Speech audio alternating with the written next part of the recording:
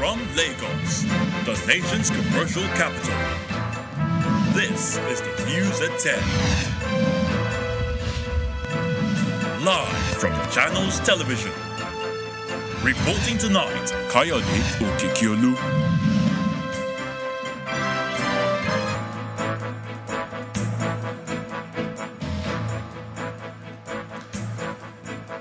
Tonight, stop the free fall of the Naira. Lawmakers in the House of Representatives ask the Central Bank of Nigeria as they decry the impact of the slide in value of the nation's currency on the economy. Well, it's a mixed bag of security situation in parts of the country. A clash in Delta State leaves 2 dead. Gunmen kidnap 4 university students in Nasarawa, while 67 bandits are killed in Bosa State. And about 1 month to the Bayelsa governorship election, court disqualifies APC candidate Timothy Silva for potential breach of the 1999 Constitution. Well, Mr. Silva heads to the appeal court. On business news tonight, International Monetary Fund downgrades Nigeria's economic growth outlook for this year from 3.2 to 2.9%, citing high inflation, lower Naira value, among other factors. On sports news tonight, UEFA announces the UK and Ireland will host Euro 2028, while Italy and Turkey will stage the 2032 edition of the tournament at the ceremony in Switzerland. From Abuja, the nation's capital, Special Court Martial of the Nigerian Army sentences former Group Managing Director of the Nigerian Army Properties Limited, Major General Omar Muhammad, to 7 years imprisonment for fraud. And in international news from London, Hamas says it won't negotiate on the hostages it has taken from Israel until the end of the battle.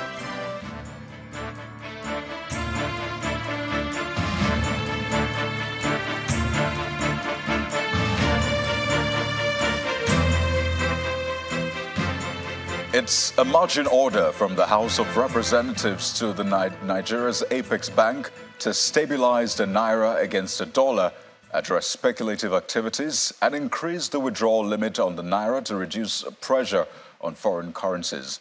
Well, this follows a motion on the floor of the House of Representatives on the need for the Central Bank of Nigeria to address the impact of falling Naira on the nation's economy. Well, the House is also urging the federal government to promote exports and reduce imports by enhancing foreign investors' confidence in its fiscal and monetary policies. Our National Assembly correspondent, Terry Kumi, reports. The attention of members of the House of Representatives turns to the state of the economy, with special consideration on the value of the Naira. Following a motion by Honorable Ismail Adabu, lawmakers debate the need for the Central Bank of Nigeria to address the impact of the failing Naira on the Nigerian economy. Urge the Central Bank of Nigeria to implement monetary policy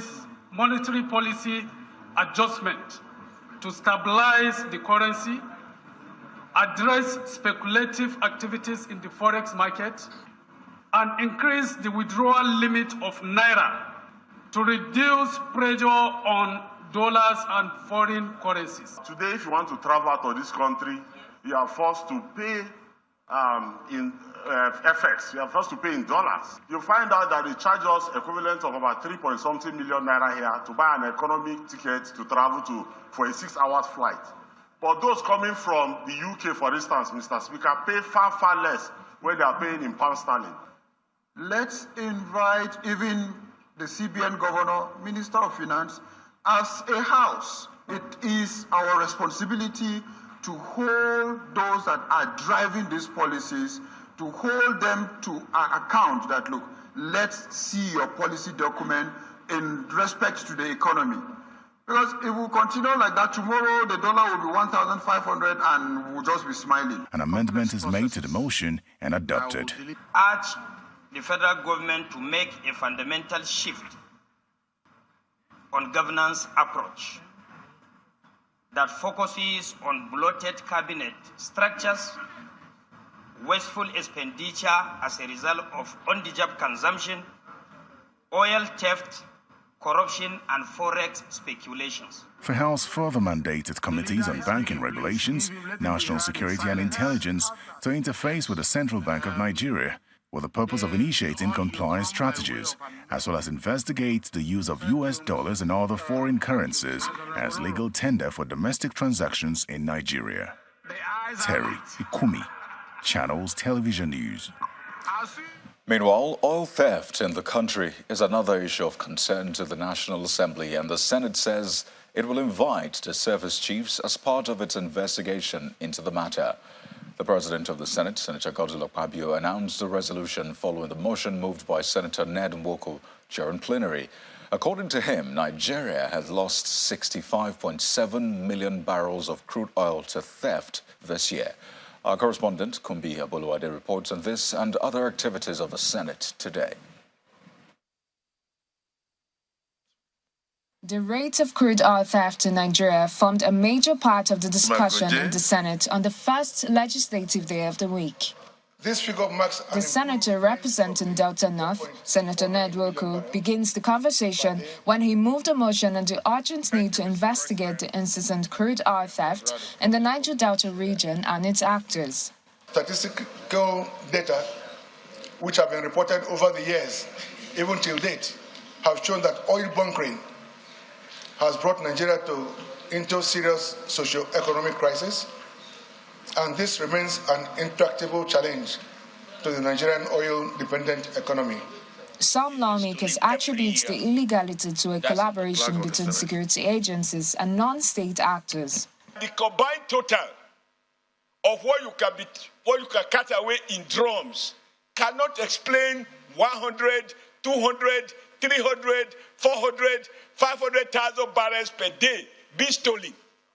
It cannot. These are an organized theft, and those involved in these are protected. However, the President of the Senate asked a joint committee of the Senate to summon the service chiefs on the issue. The committee is expected to report back within 6 weeks. Meanwhile, the Senate has embarked on the amendment of the National Social Investment Program Agency Act 2023 to move the agency from the purview of the Ministry of Humanitarian Affairs, Disaster Management and Social Development to the Presidency. The Senate also called for an immediate deployment of troops and other security apparatus to tackle the insurgency and terrorism in Niger State. The decision was taken after a motion moved by Senator Sani Musa. Recall that Madaka Gari, Maikujeri, Magami, Zungeru, Basa, Gusoro, Galadima, Nkogo, Koki, and Oki villages were all attacked with casualties as more than 46 people were killed, which also included 25 gallant soldiers, mobile policemen, and other security personnel. Many civilians were killed recently, many others unaccounted, with over 2,300 displaced. More people displaced. The number of persons said to have been killed by bandits in Niger East and Niger State are over 475 between January 2020 to date. Outside the plenary, the President of the Senate met with a delegation from the United States Embassy in Nigeria. He called for stronger ties with the United States. Kumbi Aboluwade, Channels Television News. 2 people are reported to have died following a clash between local vigilantes and some persons said to be herders in Obuluku in Aniocha South local government area of Delta State. Although the police command put the death toll at 2, residents of the community who trooped out to protest the killings said 8 people were killed in the attacks. The Commissioner of Police in the state, Mr. Wale Abbas, who explained that the incident is being investigated, cautioned residents against taking the law into their hands.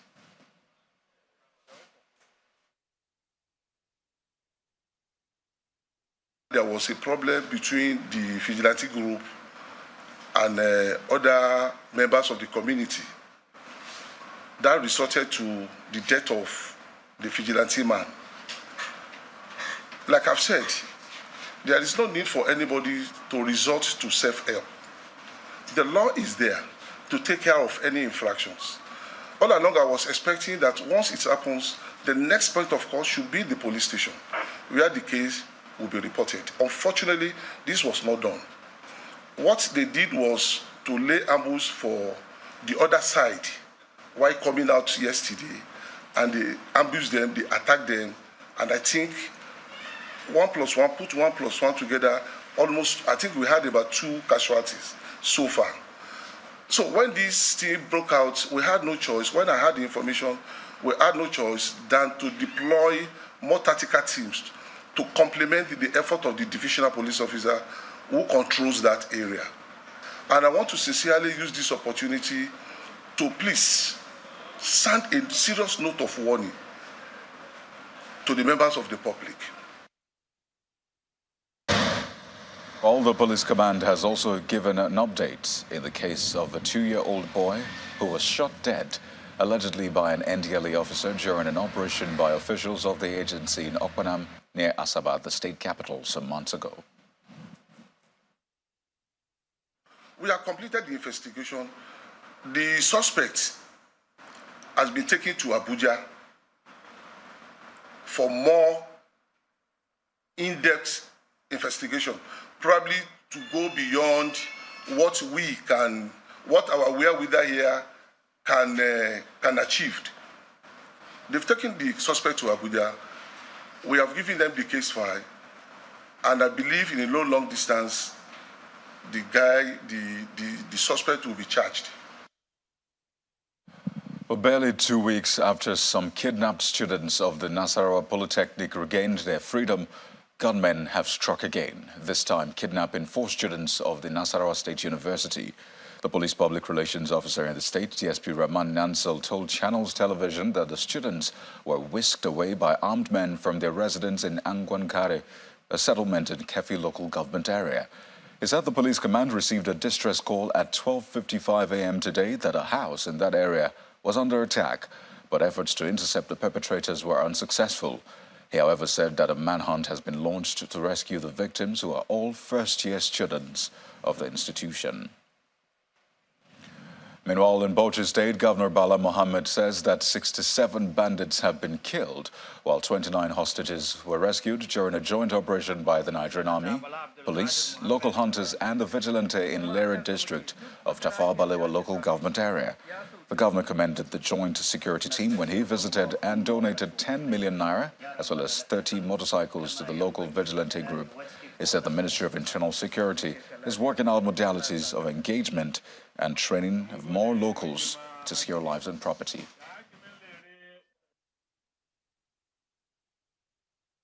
I come to congratulate you and to thank you most sincerely on behalf of myself, the government and people of Bosa State, and to say that what you have done has shown chivalry, has shown character, and has shown perseverance and community engagement. And this is what we want to do in terms of tackling security challenges in Bauchi. I understand that you have rescued over 29 people captives. You have also decimated over 60 miscreants and charlatans who have been terrorizing and killing out. And I want to thank the Commissioner of Police and other security agencies for ensuring the rule of engagement in this exercise, for stamping an authority over it, and with my humble self, that will continue to give you support. Our security agencies are overstretched, that we are working together with minimal support. I will definitely make a case to the federal government, whatever support they are giving my colleagues in the Northwest to come and give us here, especially my colleagues of Plateau, Bauchi, Taraba, and Gombe, so that we can come together and arrest this movement of criminality. In part 2, after the break, political parties in Imo State scale up their campaigns ahead of November 11th governorship election. The Labour Party canvasses support from residents, while Imo pensioners back Governor Hope Uzodima's re-election bid. But that's in a moment. Stay with us.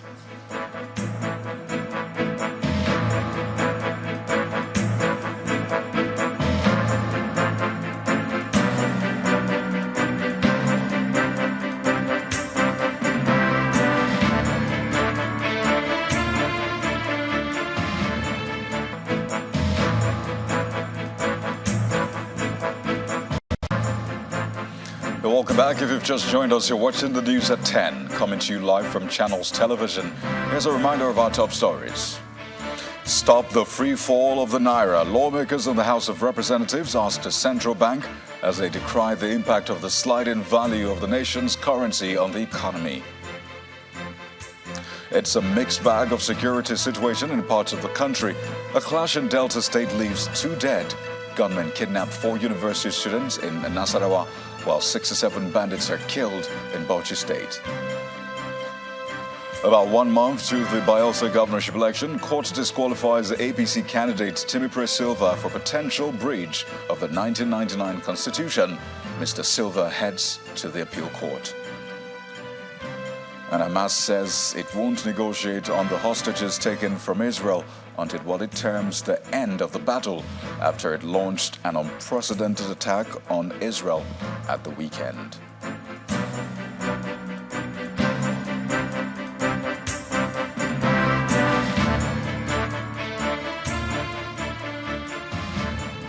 Ahead of the November 11th governorship election in Imo State, the leadership of the Labour Party has reiterated its commitment to ensuring that the governorship candidate of the party in the state, Senator Ethan Achonu, emerges the next governor. The chief spokesperson of the Obidati Presidential Campaign Council, Mr. Tanko Yunusa, says that Senator Achonu remains the best candidate for the job in view of his manifesto. He was addressing a news conference in Abuja on the upcoming poll. We are not unmindful of attempts by some politicians to poach into the obedient family and pursue an identity theft agenda. We are aware also that some political parties are making efforts to misdirect some of our family members. 2 other parties who are contesting in the election, particularly the PDP and the APC, are guilty as charged. We are aware that the intimidating activities of the obedient all over have driven fears into them, and thought of confronting these fellows of the Peter Obi in the November 11 election has thrown spanners into their minds. We are also not unmindful of huge resources being deployed by the state government, as well as 4,000 fake job promises being offered to our members in order to poach them. As laughable as these offers and promises are, the Imo youth are much more intelligent and well-informed. They can't compromise their future because of these antics of some failed politicians who have raped the state and have encouraged insecurity for their selfish interests. Meanwhile, the Nigerian Union of Pensioners in Imo State is backing the re-election bid of Governor Hope Uzodinma. The pensioners made this endorsement during the event to mark the National Pensioners Day in Owerri, the state capital. According to them, the governor is pensioner-friendly and deserves a second term.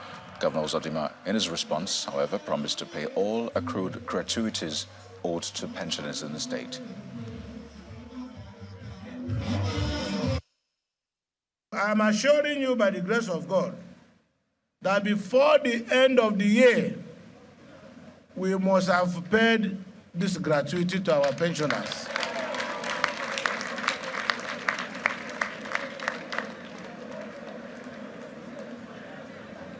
The assurance I will give to you,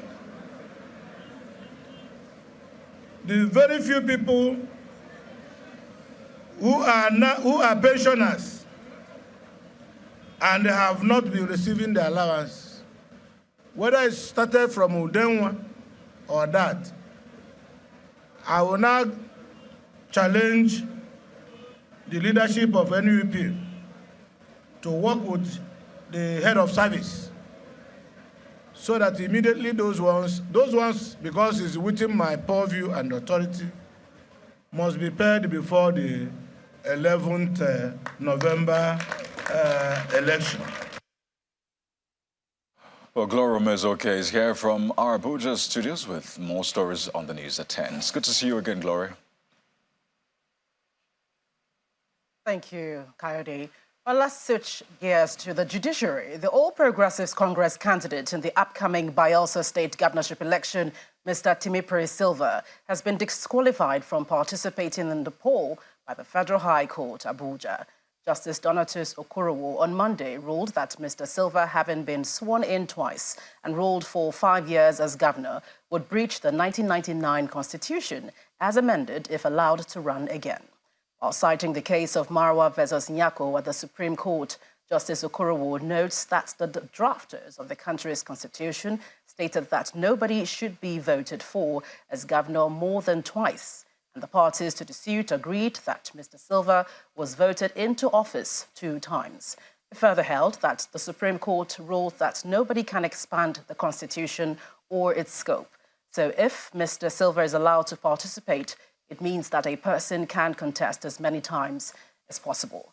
The suit was filed on June the 13th, 2023 by Mr. Deme Kolomo, a member of the APC. While APC chairman, Mr. Abdullahi Ganduje, says the judgment will be upturned by the appeal court. It's unfortunate that judgment, but we can say that it is democracy in action. But we learned that the person who took the issue to the court of law is not even qualified because he did not contest with the Silva. Therefore, he's not even qualified for him to take the issue to the court. However, we are appealing. We are waiting for the judgment and then we appeal on that issue. Last 2 weeks, I was in Bayelsa for 2 good days, and I think they were ready, and they are still ready to win the election. Therefore, this is a little distraction anyway, but we will overcome it. We believe the appeal court will give us a positive judgment, so that, but that will not stop us from making arrangement for the forthcoming election, which is coming up on the 11th November 2023. Well, less than 24 hours after the judgment that disqualified him from participating in the November 11 governorship election, Mr. Timipre Silva has approached the Court of Appeal, Abuja Division, asking it to set aside the judgment of the Federal High Court. Apart from the notice of appeal, Mr. Silva, through his lawyer, Mr. Ahmed Raji, also filed a stay of execution of the judgment. In the appeal, the former governor of Bosa State argued that Justice Okorowo wrongfully assumed jurisdiction by delving into the internal affairs of the party, APC, which he says is a non-justiciable cause of action. The former governor also maintains that Justice Okorowo erred in law when he wrongfully conferred, allowed and adjudicated on the matter when the respondent has no locus standi to initiate or institute the action, having confessed not to have participated in the primary election that produced him as the governorship candidate of the APC. He also argues that the court failed to properly evaluate, determine and pronounce on his notice of preliminary objection, challenging the competence of the suit and thereby breached his right to fair hearing. No date has been fixed for the hearing of the appeal. Now, staying with legal matters, the former group managing director of the Nigerian Army Properties Limited, Major General Omar Muhammad, has been sentenced to 7 years imprisonment by a special court-martial set up by the Nigerian Army to try him on corruption charges. And Major General Muhammad was found guilty on 14 out of the 18-count charge, while he is discharged and acquitted on the remaining 4-count charge. The sentence is subject to the approval of the Nigerian Army Council. The panel explained that the prosecution counsels called 24 witnesses, while the defendant called 2 witnesses. The panel judgment ordered that the convicted senior officer be jailed for 7 years, since some of the offences carry 2 years, 5 years, and 7 years. While explaining that the sentences would run concurrently, the court also directed that he should refund some funds into the account of the Nigerian Army's properties. Away from the court, the Petroleum and Natural Gas Senior Staff Association of Nigeria, PENGASAN, believes that Nigeria can overcome its energy challenges if right policies are put in place. In light of this, the president of the PENGASAN, Mr. Festus Osifo, is urging the federal government to bring labor on board in its plans to revamp the nation's oil and gas sector. Mr. Festus Osifo stated this on the second day of the Pengassan Energy and Labour Summit in Abuja. Our correspondent, Dele Omoyeni, reports. It's the second day of the Energy and Labour Summit organized by the Petroleum and Natural Gas Senior Staff Association of Nigeria, Pengassan. The labor unions insist that government cannot take decisions that affect Nigerians without the input of the workers. Today, as we all know, that we have the issues that are bothering us as a country, issues that are dependent on the regulation of the downstream sector of the oil and gas industry. And also, when the deregulation actually came, when the pronouncement was made on May 29th at the Eagle Square, a lot of us did not really understand the implications. Over the years, the labor movement have been steadfast on the positions of what they think could be done before government could go into deregulation. And a lot of these has been stated in the past, things to put in place.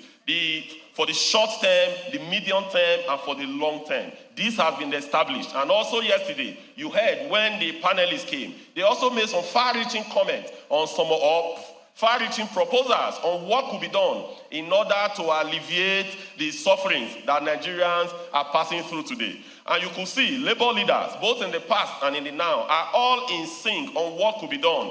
In the short term, you could talk about palliatives. In the medium term, you must be able to design a good transportation system for our country, because that is key and that is necessary. Because today, I can tell you that there are some people that sleep at their place of work.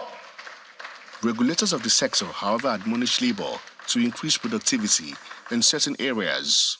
This is necessary to encourage and promote sustainable investment across the value chain and guarantee predictability, because nobody will want to invest in a long-term project when he cannot plan. So predictability is very important, and this can only be provided when there are clear and transparent regulations and guidance especially from the authority. On August 16, 2021, the then president signed into law the Petroleum Industry Bill, which has been long awaited and which has been in the work for over 20 years. Industry watchers are hoping that the summit will bring about a better partnership between labor and the government in order to avert plans for industrial action by the labor unions.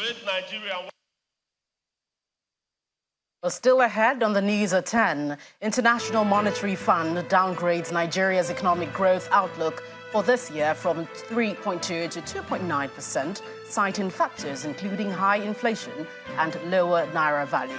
That's in business news, so join us again.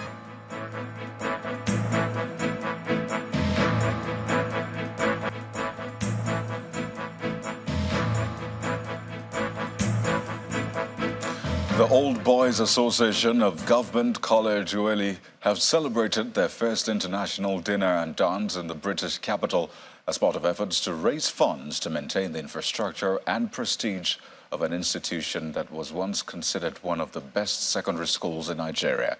Our London correspondent, Juliana Lainka, has more. Distinguished and highly esteemed personalities from the world of industry, education, banking, finance, military, government and law gathered in London's Canary Wharf to celebrate Government College Ughelli, Old Boys Association's first international dinner and dance. For more than 2 decades, the Old Boys Association have been the association maintaining Government College Ughelli, because government is unable to maintain the infrastructure the way some of us met it when we were in school. And we took the bull by the horn. Now look, we will be organizing a dinner every year to raise funds. From what we get, we use it to develop projects within the school. That is the main aim.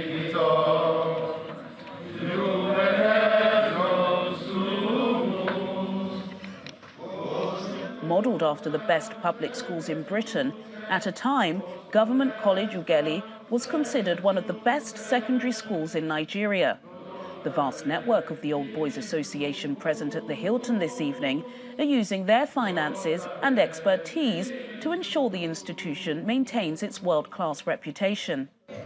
I think we spent close to 3 billion naira over the period of time just to keep that school afloat. One of the best schools ever, described as the eating of Nigeria. I remember the principal who actually founded it, V.B. Powell, also founded at the college, and I think Government College Ibadan. But when he died, before he died, he wrote that he wanted his ashes spread across Government College Ughelli. So why? Because that is a special school. We're lucky to have gone through that, and we are trying to give same back to the students there, let them also have the opportunities that we have had in life. As various stakeholders raise concern about the poor funding of Nigeria's education system, the Government College Ughelli Old Boys Association urges President Tinubu's administration to do more to bolster the opportunities for young students. I would say any government must be mindful of the quality of education in the nation, because everything is about education. The people who are in the bushes kidnapping people and slaughtering them will probably not do that if we were better educated. Education is key, and I think more emphasis must be laid on that. The Old Boys Association has used its first international event to raise the necessary funds needed to maintain Government College Ughelli's remarkable reputation. Juliana Olayinka, reporting for Channels Television News in London. Against the backdrop of the ongoing Israeli-Hamas conflict, the Palestinian ambassador to Nigeria, Mr. Abdullah Shawish, has called on the United Nations to apply international law on Israel and compel her to end its occupation of Palestinian territories. At a media conference in Abuja, Mr. Shawish stated that the applicability of the law will bring a halt to the conflict. But in a separate press briefing, the Israeli ambassador to Nigeria, Mr. Michael Freeman, explains that Israel is not in conflict with Palestine, but with Hamas. Our foreign affairs correspondent, Gloria Mezoke, is back with a report. The scale of an unprecedented attack by Hamas on Israel on Saturday, October 7, undoubtedly left millions perplexed. Since then, Gaza has come under a series of airstrikes, and the continued pulverization has left thousands displaced. 6 years ago, when at separate media briefings, the ambassadors of Palestine and Israel speak on the situation. You don't have a truce and you don't have a peace with barbarism. You don't decide, well, okay, we'll let these people, we'll just leave it be for a little bit. No, we're going to take this apart. We're going to take them apart. We're going to destroy Hamas infrastructure. We are going to destroy the Hamas leadership in every sense, and we are going to make sure that they can never, ever, ever do this again, ever, to anybody. Israel should be abide by the international law. This is the call that every single state all around the world to say and to stand firm. Israel, it's time to you to be abide and to be under the international law. It's but time to tell Israel ceasefire. It is our legitimate right to not only to defend but also to liberate ourselves. Both sides are already counting their losses in the number of lives lost in the violence. We will do what we need to do. We will take the economic hit in the short run to know that in the long run we will bounce back, that our economy is strong, our economy is stable. But at this point, we're not thinking about the economy.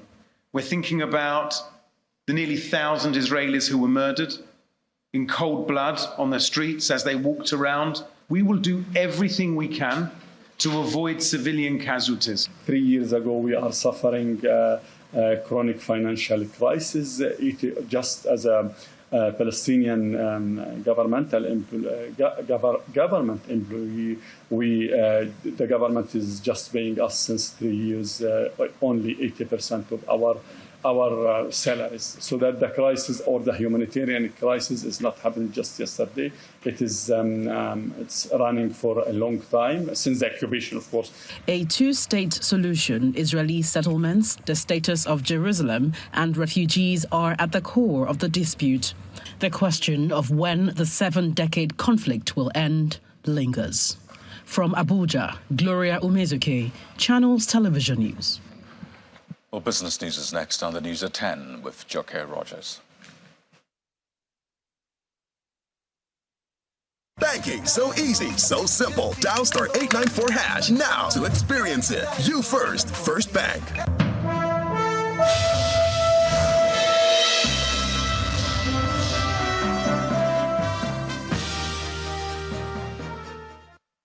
Thank you so much, Kayode. Welcome to Business News. The International Monetary Fund has downgraded its 2023 economic growth forecast for Nigeria from the 3.2% earlier projected in April to 2.9%, citing the impacts of high inflation, low value of the naira, amongst other factors.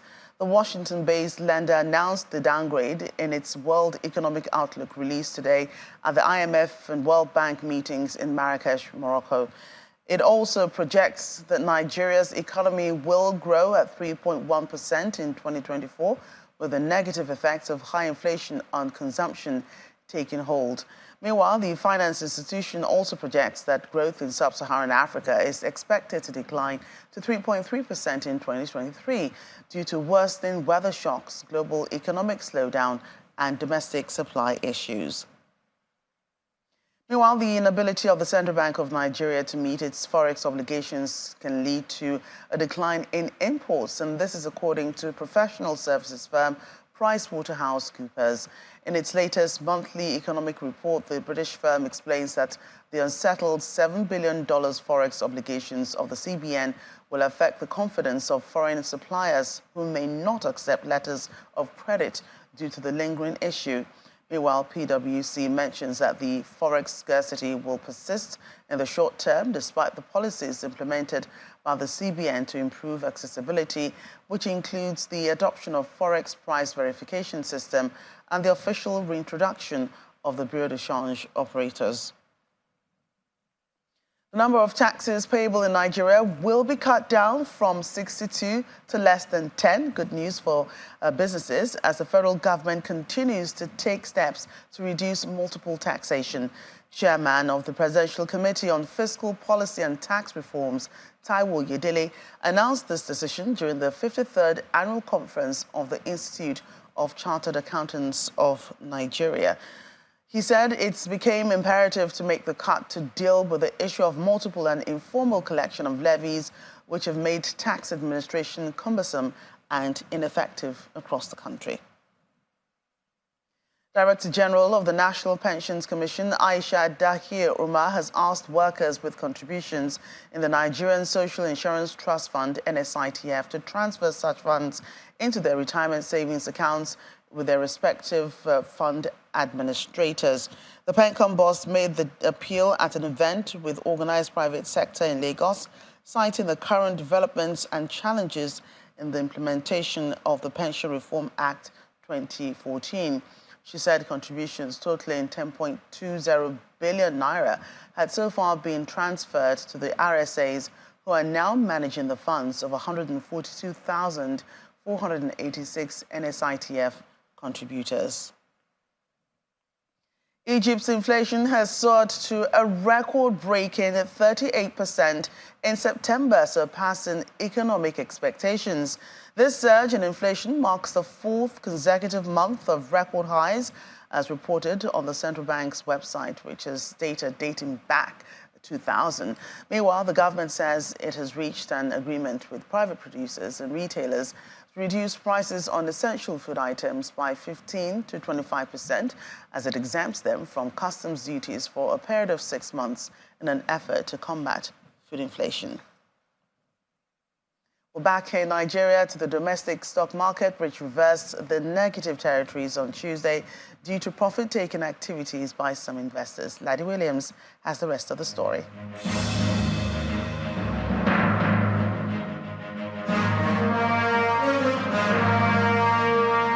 Hello and welcome to the Stock Market Report. Well, the second trading day of the week closes in red with profit-taking on the banking counter. There we see all-share index down 0.17%. Not as bad as the profit that we gained that we had yesterday, but it's just the 67,000 level, 66,984 points. Market cap's in at 36.8 trillion. Let's look at the trading activity now. We see volume lower than what we had yesterday, 257 million units of stocks, valued at 7.79 billion. We've seen more value today, less deals, 6,498. Let's look at the sector performance now. We see the banking sector took a big hit today with all the figures down, pulling back there 1.11%. Oil and gas unchanged, and we see consumer goods 0.11%. But the banking counter, investors there can't complain. We see shareholders, we've got a report that shareholders gained about 1.3 trillion in 9 months in 2023. So it's okay to get some profit taking right now. So that's how your money performed today. I'm Laddie Williams. Bye for now.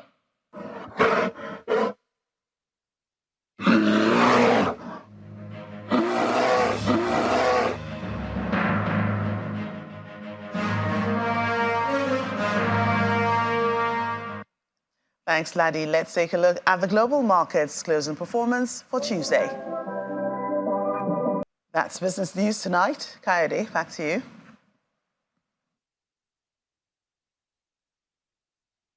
Banking so easy, so simple. Dial *894# now to experience it. You first, First Bank. Well, thank you, Joker. Let's now bring you more on the Israel-Hamas conflict, as Hamas says it won't negotiate on the hostages taken from Israel until what it terms the end of the battle, after it launched an unprecedented attack on Israel at the weekend. Meanwhile, Israel is releasing details of what it says was a massacre by Hamas militants in kibbutz, saying that babies were killed in their bedrooms while some of the dead were beheaded. The full details of atrocities carried out by Hamas are being revealed after Israel's military regained full control of the Gaza border as the conflict continues. Well, here's Simon Pusip with more on this and other international stories and around the world in 5. Good evening and welcome to the channel's studios here in London with your international news around the world in 5. Hamas says it won't negotiate on the hostages it has taken from Israel until the end of the battle. Between 100 and 150 people are being held in Gaza. Israel says it's continuing to bomb the Gaza Strip after hitting 200 targets overnight. More than 700 people have been killed by the strikes. That's according to Palestinian authorities. Earlier, Israel said the border with Gaza was secure 3 days after the Hamas attack that has killed at least 900 people. I am deeply distressed by today's announcement that Israel will initiate a complete siege of the Gaza Strip, nothing allowed in, no electricity, food or fuel. The humanitarian situation in Gaza was extremely dire before these hostilities. Now it will only deteriorate exponentially, even in these worst of times.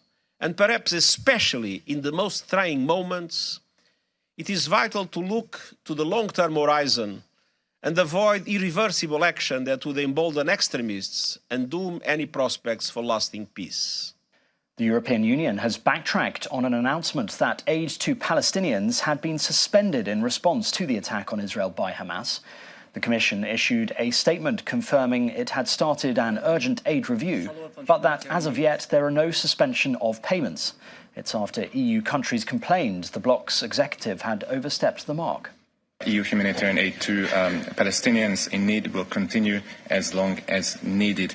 And it's important to recall, of course, that our humanitarian aid is never channeled through governments or authorities. It always goes through humanitarian partner organizations. These are international organizations, UN agencies, or NGOs. So this is the way we implement our humanitarian aid projects. San Francisco police have shot and killed a man who crashed his car into the Chinese consulate. A police statement said the unidentified man was shot after officers arrived at the scene. Footage online showed a blue Honda car in the lobby and dozens of people fleeing the consulate building. A consulate statement condemned the incident, adding that it posed a serious threat to the safety of its staff and other people at the scene. Liberians are voting in a fiercely contested presidential election, with the former football star George Weah making a bid for a second term. His main challenger is the former Deputy President Joseph Boakai. Mr. Boakai has waged his campaign under the slogan Rescue, arguing that the West African state went downhill during Mr. Weah's first 6 years in office. And I've asked them for a second term, that's why I came to vote and that's why they are here. But Mr. Ware is confident of victory, saying that he has kept Liberia stable and has improved education. This will be the first time that a generation of young voters born in peacetime Liberia will vote for a president. The military junta in Niger says the withdrawal of French troops from its territory has begun. There have been tensions between the two countries since a coup in July overthrew the democratically elected president and French ally Mohamed Bazoum. The junta said they would be escorting the first convoy of French soldiers out of the country. It's not clear how they'll be leaving. Land borders with neighbouring Benin and Nigeria to the south are still closed, but others with Mali, Burkina Faso and Chad, which are also under military rule, remain open. And the British Prime Minister Rishi Sunak has boasted that the UK does it better than anyone else when it comes to hosting sporting tournaments, as the UK and Ireland were announced as joint hosts for the 2028 European Championships. So we're going to hold this again at the end here. Right. Sunak was visiting the England team ahead of their friendly with Australia on Friday, where he was presented with an England shirt from the team captain Harry Kane. Euro 2028 will be the largest major sporting event the UK and Ireland have ever jointly staged. Well, it's fantastic to be here at St George's Park to celebrate the great news that the UK and Ireland have been chosen to host the Men's Euros in 2028. I grew up with Euro 96 being one of the most amazing memories of my childhood, and we have a chance to do that all over again for lots more people, just like we did last year with the Lionesses. We host tournaments better than anyone else. It's going to be a massive boost for the economy. We're going to welcome millions of people to the country, and it's going to inspire a whole new generation. So it's great news, and it was great to be here with the team and Gareth to celebrate. And that's your international news around the world in 5. Now back to the channel's studios in Lagos.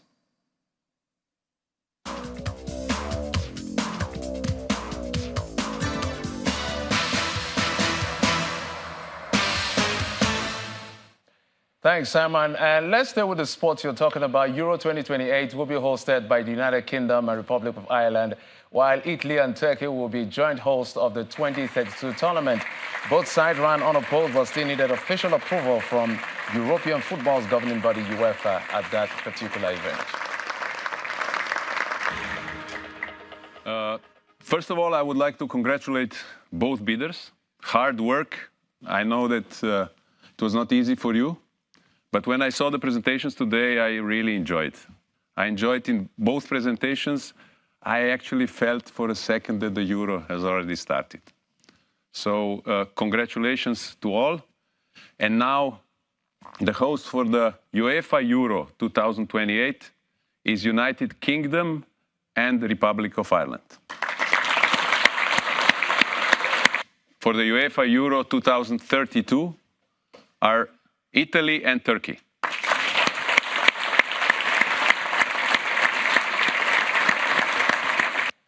Well, looking forward to that particular tournament. Well, in the meantime, Sharks are not in short supply at the Shanghai Masters, with a 91st ranked Fabian Marcosan giving himself a belated birthday present by beating 8-seeded Casper Ruud to reach the quarterfinals earlier today.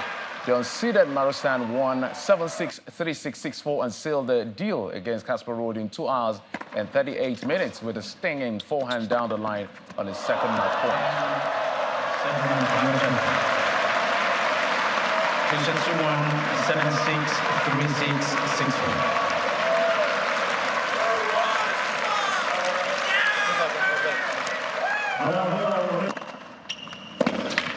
And staying in Shanghai, rising American star Ben Shelton is through to his first ATP Masters quarterfinal after beating world number 4 Yannick Sinner 2-6, 6-3, 7-6. The 21-year-old left hand came out on top in a par-laden match, sending down 15 aces in 2 hours and 32-minute victory.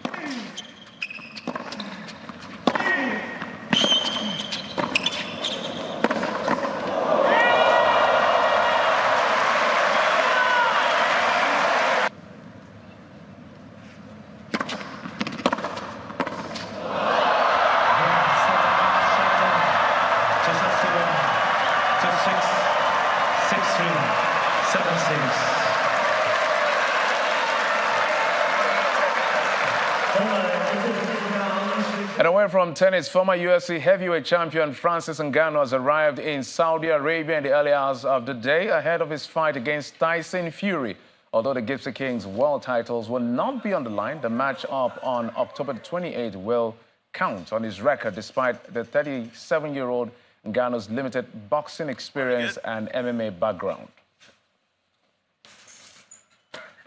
And that's it on sports. I'm Jeffrey Uzoma. Kayode is back to you.